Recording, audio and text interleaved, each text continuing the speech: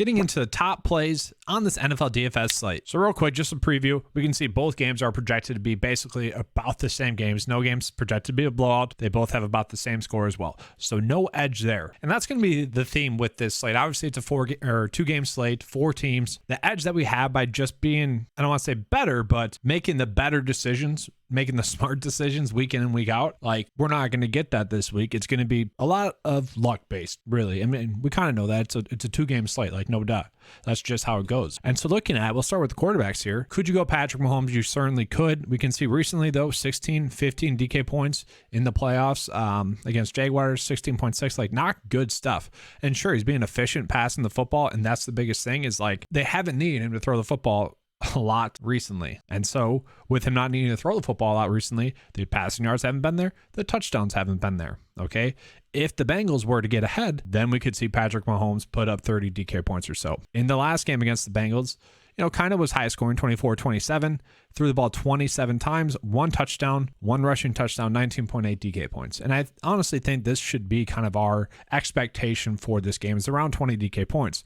So the question is, can we get that production elsewhere? And I would say probably, but I think everyone is going to do that. So like, you could really gain an edge by just playing Mahomes. So looking at Hurts, it was very encouraging to see him have that game against the Giants, 2 passing touchdowns, 1 rushing TD. Okay. And this Niners defense is going to be difficult, but the Giants defense was also a good defense, so you could certainly pay up for Hurts. Not saying that's a bad idea. Wouldn't be shocking to see him go for 30 DK points. But I feel like just paying $400 cheaper for Joe Burrow is kind of the way to go, but I think that's the way everyone else is going to go. The issue with Joe Burrow is that there hasn't been that many games in which he's really had a ceiling game where he separated himself from the field. The exception to that has been, one of those games was against the Kansas City Chiefs, where he threw the ball for 286 yards, 2 touchdowns, 1 rushing TD. Obviously, you can't count on the rushing TD, but we can see for the most part has just been highly consistent at this 20 DK point mark. And so I would think like that's what we would be shooting for. Obviously, he does get the best matchup on the slate, though, so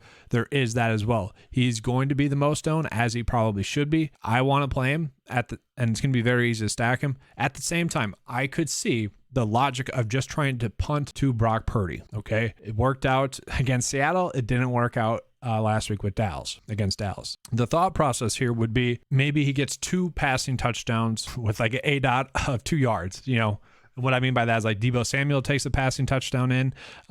Maybe CMC gets one, like a screen and takes for a TD. George Kittle, like maybe we get lucky with some touchdowns like that. And so obviously the Eagles defense is pretty elite, pretty great. It's a 4-game slate. It is what it is. That's what we've got. So for me, honestly, it probably would go Burrow, Purdy, Mahomes, Hurts, but it's just trying to get lucky there.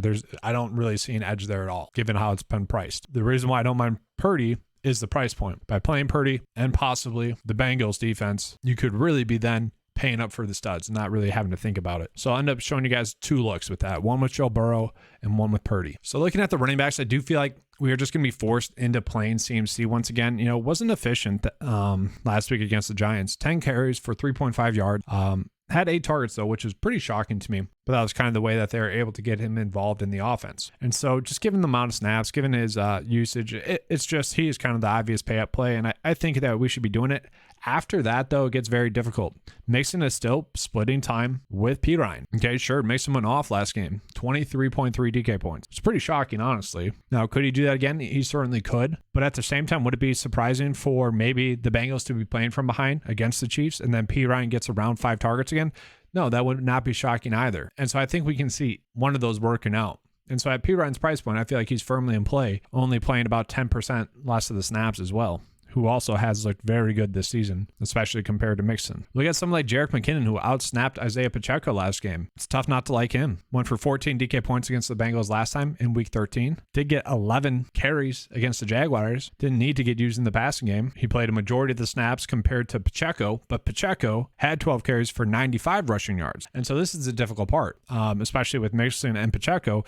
Like, we know they're most likely going to get more carries, but just how many snaps are they going to get? That's the biggest question mark. And obviously, if you're chasing rushing production on DraftKings, that's not going to be as appealing. On FanDuel, it would be more appealing. So to me, I do like the idea of going McKinnon. Just we know the snaps are going to be there. Hopefully he gets a few more targets. Then looking at the Eagles, they get a difficult matchup. Don't really expect them to be able to rush the ball that efficiently. Miles Sanders, looked pretty good. 17 carries, 90 rushing yards, and he didn't need to play a lot. And so we saw someone like Kenneth Gainwell basically get the same amount of snaps. And Kenneth Gainwell, put up 22 DK points, was actually in the 9 to 5 members winning GPP lineup, which was awesome to see. It was a long time coming. It's awesome to see. Could we play him? Potentially, you're hoping for like 9 points, really. Is that out of the realm of possibilities? No. And so we are seeing the difficult part of this slate. And that's why I might just chase the snaps as it is. CMC, Jerick McKinnon, hope that the targets are there, hope that the floor is there. So at the receiver position, it does get kind of simple. I think we are just chasing the production of Jamar Chase. Had a bad game last game and still put up 17.4 DK points, 8 targets in that game, which was his lowest target share in quite a while. That game was a game in which they didn't need to throw the football a lot, though. 5 receptions. This should be a game in which they do need to throw the football a little bit more. I guess his next worst game recently was against the Chiefs, 16.7 DK points, 8 targets, 7 receptions, 97 receiving yards.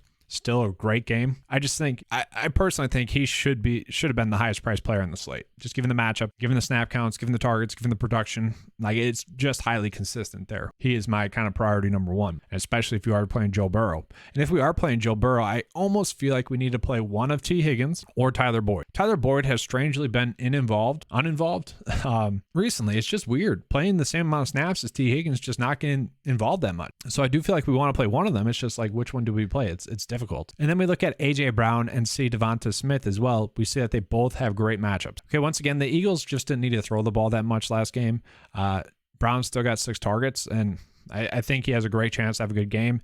I'm perfectly happy paying up for him. And this is where, if you want to default to maybe Purdy at quarterback and just pay up for Chase and Brown, CMC, and maybe even Mixon, you could do that. Like I said, Devonta Smith could easily go out and have a good game as well. Wouldn't be shocking. We could potentially make that work. But if we are playing Smith and Brown, then we probably want to play Jalen Hurts at quarterback, which you could get away with as well. Juju played a lot of snaps last game, 85% of the snaps. He wasn't that productive in them. I was actually pretty shocked to see Kadarius Toney. His snap counts were about the same. It had been steadily going up for a little bit, but only playing about 29% of the snaps last week. We can see had 8 opportunities, though, in that limited snap share. And I think if they need to, they're going to try to play him more because he is that dynamic of a playmaker. He's probably, besides Mahomes and Kelsey, their next best weapon. Okay, so they need to try to find ways to get him the ball. And they did that last game. At 3.7, definitely intriguing. Wish he was getting more snaps, but we know the talent's there. I'm going to assume that the playing time is going to be there, at least roughly. But you got Tyler Boyd there playing 40% more snaps than Toney, and that's what makes it difficult. Obviously, we're just trying to get lucky at some points here, right? I didn't mention Deebo Samuel, but I kind of think Deebo Samuel, guys, could be one of the best value-based Super Bowl MVP bets you can make. We all know that it is going to go a quarterback more likely than not. You look at the last 2 times in which a non-quarterback should have won MVP. Corey Clement with the Eagles, they gave it to Nick Foles because he's a quarterback.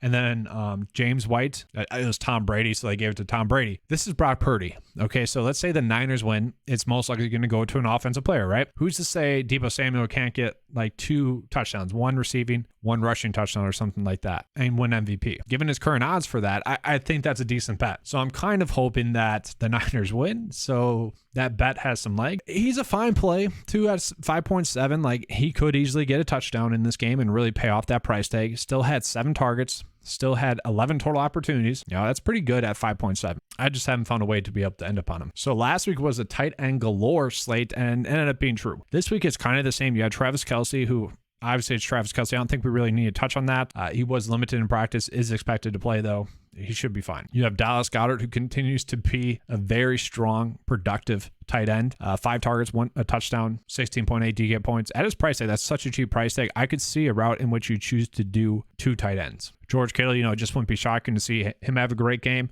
He's been really productive with Brock Purdy in at quarterback. Then we look at someone like Hayden Hurst. Now, he didn't play as many snaps last week as I kind of thought he would, but was productive like we thought he would be. 6 targets the last 2 weeks, 5 targets in week 18. Been very productive. And at the price tag of $3K, it's a very cheap price tag for someone that should be productive, for someone that should put up 5 DK points. And that's where you could easily just play him and then you're sitting pretty well. I'm probably just going to punt to Bengals D once again. I always just pay for the lowest price defense. And this is what I mean. We can really make any lineup path we want work. So let's say we didn't want to play Joe Burrow and we want to get Purdy in there. Let's just say you wanted to do that. And then you're like, I typically like to play 3 running backs Well, there you go. Yeah, the top 3 projected running backs on the slate. You're paying up for the 2 stud receivers. You're paying up for the most recent productive receiver for the Chiefs, Dallas Goedert, who's just simply too cheap, and that could work as well. The issue with this build is, like, if we're playing Purdy, wouldn't we want to play a Niners player? Like, we're not going to get lucky with Purdy throwing 2 touchdowns to CMC. That's just not going to happen. But here's another scenario in which it's very easy to make this work. So we could make this build, have 800 left over. That's kind of a way to get unique. Then if you wanted to, well, you still have enough salary to then pay up for Jalen Hurts or Patrick Mahomes, okay? And I'll probably be entering in a similar lineup like this where I'm just putting in all the quarterbacks, okay? It is what it is. It's a slate in which we're trying to get lucky. But that's all I have for this video, guys. It's been a great season. Now I'm kind of just on the back burner of the season where, you know, we had our success this season. It was an awesome season from the Hall of Fame game all the way to the end of the regular season and to the first 2 playoff weeks. It's been highly successful and honestly way better than I thought it would. My expectations are low for this week in terms of DFS, okay? It's fun. I'll definitely have some skin in the game because it's fun, but I am taking much more of a fun-based approach this week, and I think you guys should be as well. So I have for you guys for this video. Hopefully you guys enjoyed it. If you did, give a like and subscribe, and as always, let's keep cash.